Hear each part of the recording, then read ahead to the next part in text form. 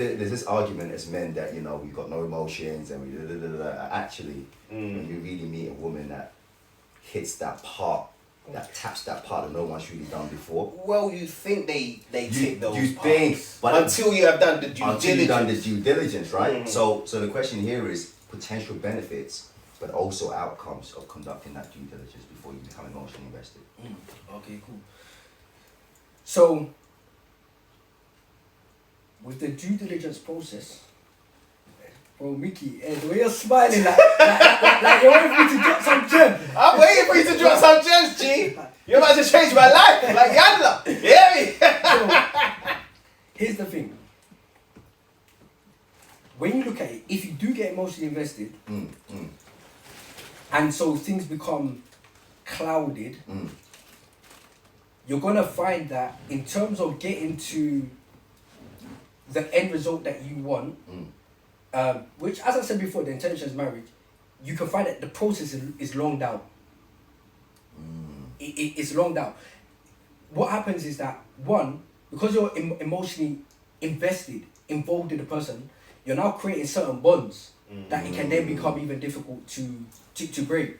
So what happens is that something that should have been a process of you getting to know the person to work out whether they are for you or not, that could have taken, let's say, 3 months, is now taking a year. All of that time, yeah, it's money. Which Ryan was here. Yeah, it's money. We need Ryan and for this. Time. Yeah. Woo. So I'm gonna call it. Look, there's a financial loss. Wow. Because that could have been spent elsewhere. Facts. But also there's a time loss. Facts. As well.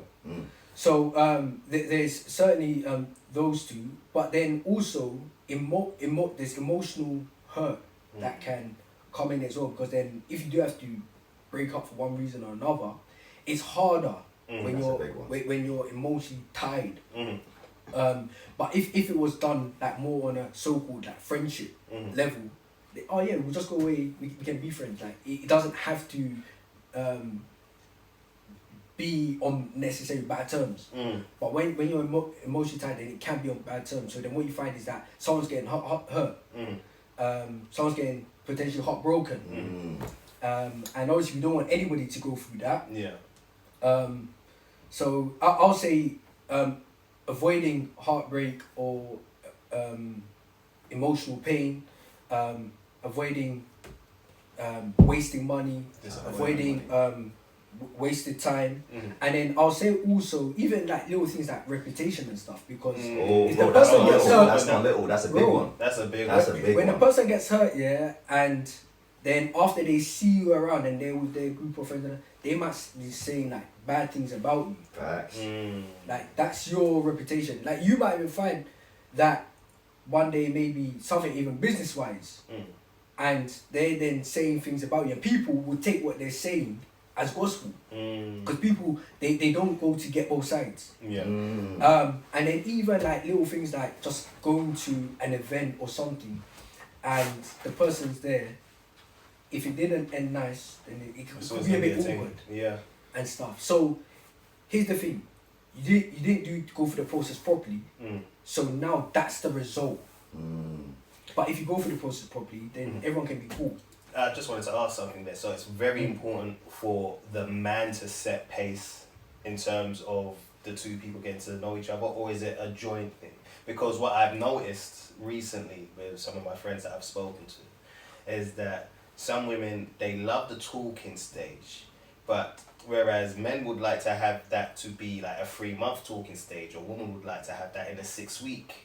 You know, and to quickly get into that kind of relationship or courtship situation and then take it forward. So what are your thoughts on that? So maybe I should have said this one at the beginning.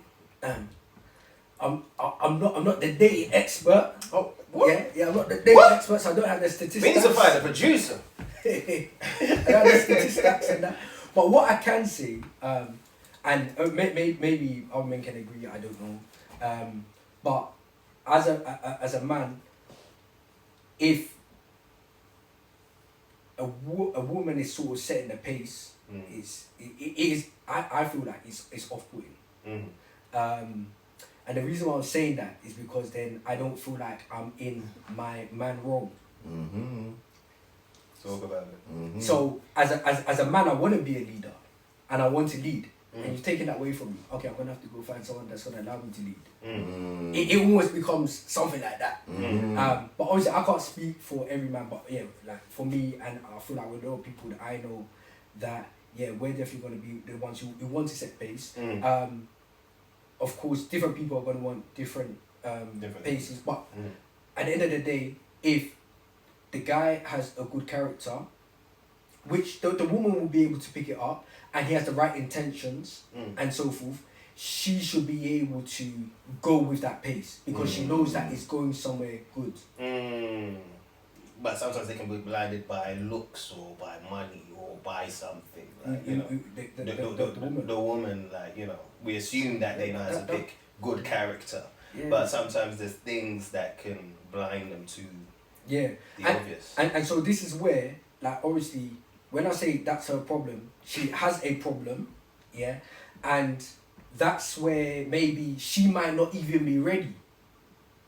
Sometimes you find that some people, some women, some men aren't even ready to actually start dating. They're out here dating, but really and truly they shouldn't be dating. They should be working on themselves.